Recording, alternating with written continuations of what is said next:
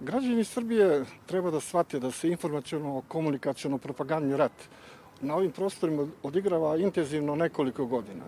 I ako se sjećate, to je problem Srba što jako slabo pamte. 2012. godine na ove prostore je došla delegacija, parlamentarna delegacija jedne velike evropske države i dala 7 uslova koje bi Srbi trebali da ispune, odnosno građani Srbije. Između ostalog, treći uslov je bio da se promeni svest, odnosno da se izvrši lobotomija javnosti. I danas sam došao da sa ovim mladim ljudima razgovaram oko toga koliko su medijske slike važne u kreiranju javnog mnjenja i koliko je stvarnost koja se dešava na terenu i stvarnost koju kreiraju mediji različita.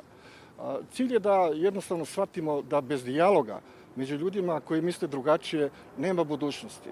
I Srbija, ako želi da ostane jaka država, mora da razgovara sa svim njenim građanima, sa svim društvenim i političkim grupama. U suprotnom neće biti države.